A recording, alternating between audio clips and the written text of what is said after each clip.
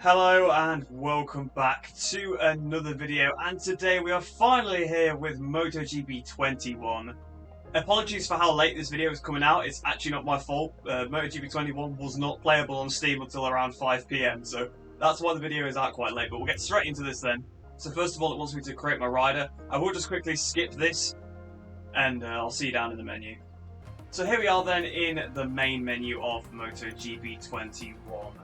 And obviously, as you can see, there is no historic challenges this year, so they seem to have got rid of the historic challenges from the previous game, which is a shame. Obviously, it would have probably been exactly the same, so it wouldn't have been so exciting to see that again, but it is a shame that there's no sort of historic mode you can see here on the main menu. But if we head into quick mode, then we've got Grand Prix, Time Trial, and Championship.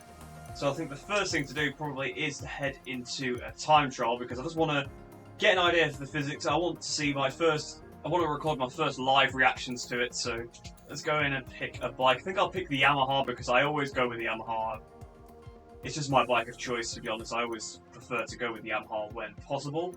So there's Fabio Quartararo, then we'll click on him, and then the track then. So all the tracks we've got in this game, we've got Qatar, Argentina, Austin, Portugal, Spain, France, Italy, Catalonia, we've got Germany, obviously Assen, Finland, Austria, Silverstone, Aragon, Bassano, Motegi, Thailand, Australia, Malaysia, and Valencia.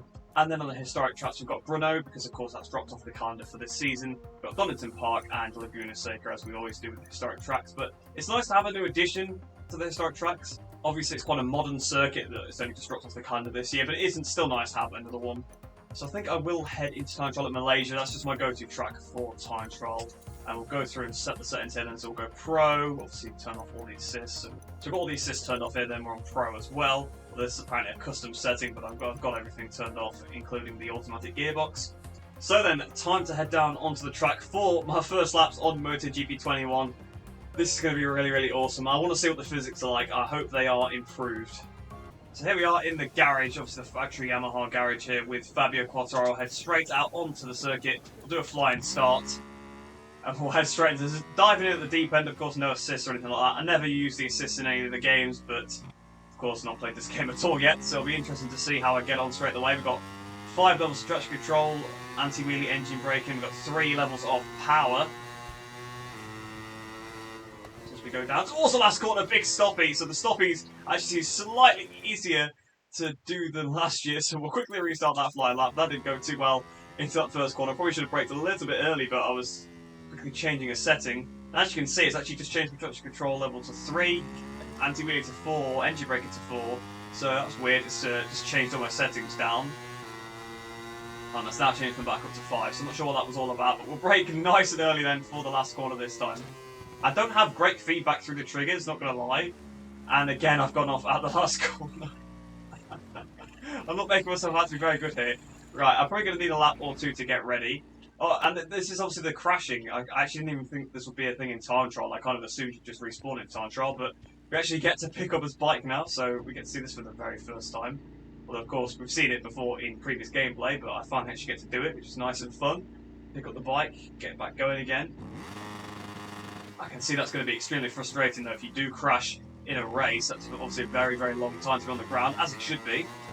It is a really long time, so you are going to be very, very annoyed if you fall off in a career mode race or something like that. As far as I know, it's not in online, so that is a little bit of a shame. I could be wrong, but that's what I've heard from people that have played the game already, because of course all the console players got it a lot earlier than we did on PC, which is unfortunate. So tipping it through the first few corners. The brakes, obviously they don't feel as strong, they definitely feel weaker than on the previous game, but that could be down to the brake discs I'm using. Of course I'm using a stock setup, so I'm just using whatever the game gives you by default.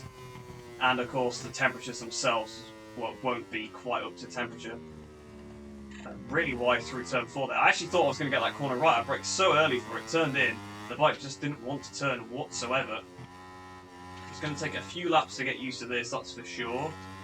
So we'll do a few laps around here and then we'll head into a race, and that'll probably about wrap it up for this first impressions video. But so far, the game actually does feel really nice. Ooh. Again, the bike just really snaps when you get on the brakes.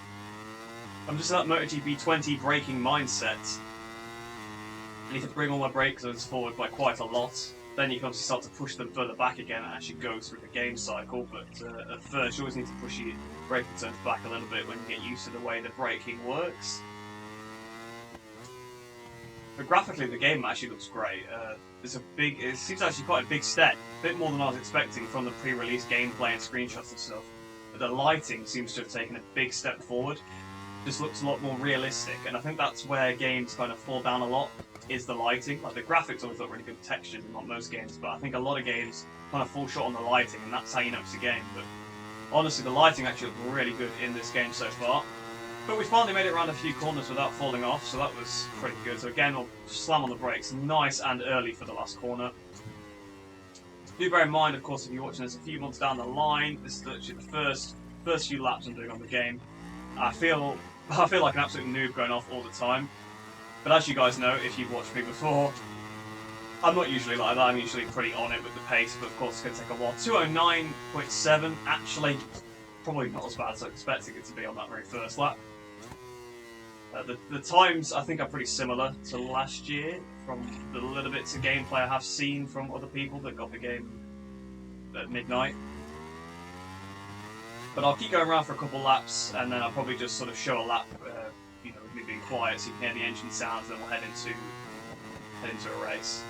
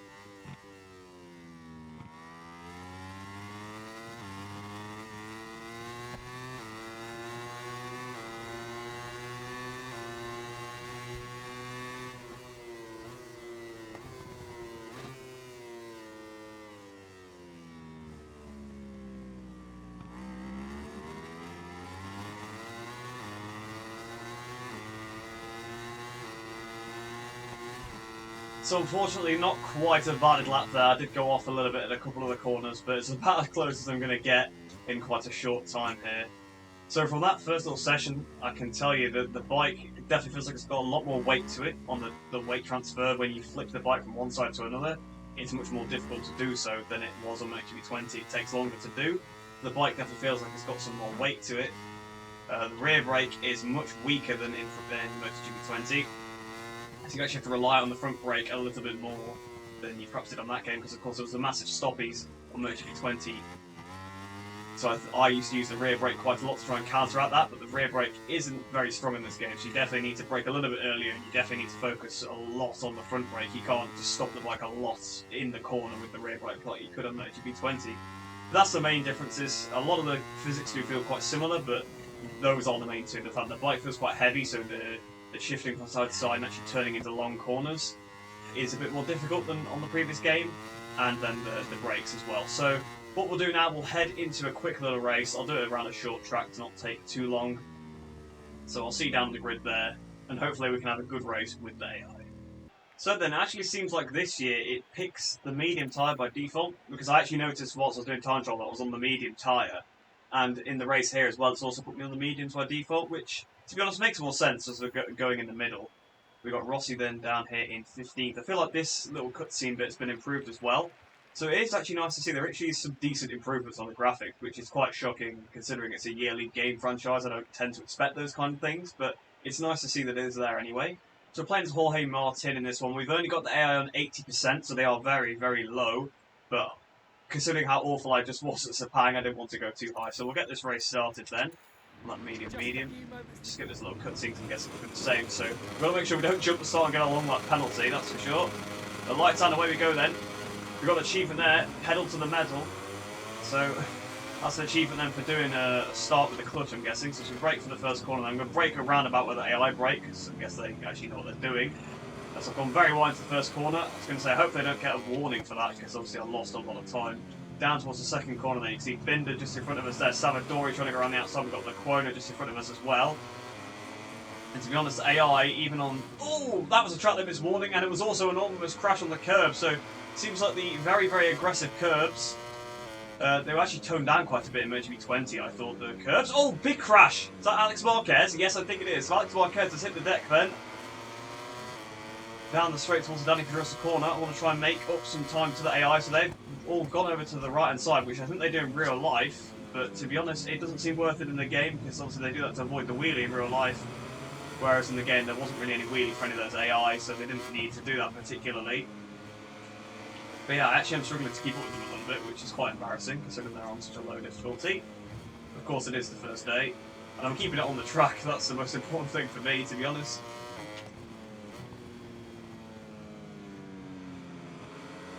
So it's kind of too early to comment on the AI, definitely. It seems like their intelligence hasn't improved because we've just seen that crash with Alex Marquez, that's the typical... Oh, big moment, big, and down we go once again. I will just quickly activate the rewind for that, because of course we already have seen the bike pickup animation. If I crash again, I'll show that off once again, obviously picking up the bike, but that was quite weird. It's like, as I touched the front brake, the bike really kind of veered over to the left. So you've got to watch out for that. The bike just seems to behave a lot more realistically, to be honest. So like the front will start to fold when you put the brake on, if you've got a little bit lean angle, whereas on MotoGP 20 we will 100% have got away with that. So honestly, the physics are a massive step forward, which is kind of the main thing I always look for in the game every year, because of course you can see the graphics and stuff beforehand, although I still have been shocked about how good the graphics are by seeing it actually in person in front of me whilst playing. But yeah, the physics... they are a definite step forward, and that is really, really good to see. So then I want to see if I can actually catch up to Lequona, but honestly, no, they absolutely gapped me out there, so... I was on the full power as well, and they got away. Alex Marquez is only a few seconds behind now, so I'm looking over my shoulder just to see where Alex is. We've got to watch out that Alex Marquez doesn't catch me up, because he probably will. So we go through the Cito Pons corner there. Doesn't look like we're going to finish too highly. I can't see myself catching up to Lequona again now. As I really push it down towards here, but of course it's hard to brake late on this game. Yeah, that is the consequence I get for trying to brake so late. In the gravel, yeah, down I go. So I will pick up the bike once again and run over to it. So in the launch version of the game, the AI don't have this sort of pick up with the bike, but apparently they're going to have that in an update in the future, so that's good. But yeah, it kind of seems like the AI behaviour isn't particularly improved, because I mean we just sort of have that massive crash on the curb. It's quite a pain to get out of the gravel though, because you wheel spin a lot when you get on the power.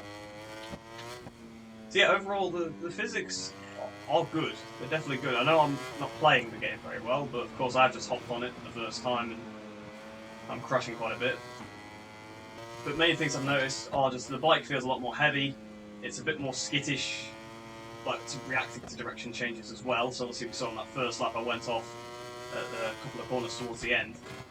Just because I put the brake on as I turned, which is realistic. That would happen in real life. If you did that in real life, you would get flung off.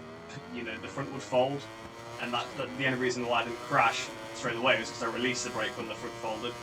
But probably in real life, you would have crashed. We're just on a 2-minute 4 at Jerez, so that's not exactly a lap time you want to be too proud of. So let's see if I can beat that. Well, I'm 147 from a standing start. We should beat that, but we'll have to see what our lap time actually is at the end of this one. We're 31 seconds behind the race leader, 21 seconds behind Alex Marquez ahead of us. So for my first race, it's not gone too well. I think it's safe to say that. it is enjoyable. I mean, this is kind of what a MotoGP game should be. It shouldn't be super easy to keep the bike off the track, because in real life it's not. It's super difficult to actually keep the bikes on the circuit. But of course it is only day one, so probably a couple of weeks down the line I'll probably be having no issues actually staying on. I'm probably pushing as always, but always to start with, it does take a little bit of time. So it'll definitely take me a bit of time to find my pace on the game, but it seems like I can kind of stay on the track now. I'm kind of able to predict what the bike is doing. So it seems like it's still fairly easy to pick the game up, but it's going to be a bit more difficult to master it this year, well, we thought. But again, I could be completely wrong in a few weeks, and typically with these games, Milestone tends to release some sort of patch that completely changes the physics after about a week, for whatever reason. I'm hoping they don't do that this year, because it actually feels to me like they've got a really good sweet spot going on. I actually quite like this, so if they could keep it as is, that would be absolutely fantastic. So down towards the last corner then.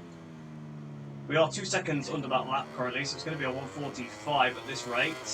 If we can just find a few more tenths, I don't think we're going to go towards the line. No, so unfortunately last place for Martin, but we did do a 1:45 at the end. And the faster AI at the front doing 1:38, so that's absolutely great. But it shows that there is definitely potential there. We need to improve by quite a bit. So on that, oh, we actually did a 1:40. Okay, that's interesting. I thought that's not quite as bad then. I was thinking I was about 7 seconds off them then, but yeah, 1:40.7 compared to their 1:38. Although they are on a quite low difficulty, they're on 80%. So 120 probably actually could give you a run for your money, because it does seem like it's quite difficult to keep the bike on the circuit. But I hope you did enjoy my first little look at MotoGP 21. Hopefully my riding wasn't too bad in the video, but you know, that's what it's going to be like on the first day. You're never going to be too great, but overall, definitely feels fantastic. Definitely a big step forward in both the graphics and the physics, and that's always great to see. If they can make steps forward in both, that is awesome. But I hope you guys did enjoy that one. If you're new to the channel, I will be doing loads of MotoGP 21 content now that the game is out, so you feel free to subscribe if you want to see that. But I hope you enjoyed the rest of your day. Hope you're all staying safe, and I shall see you in the next one.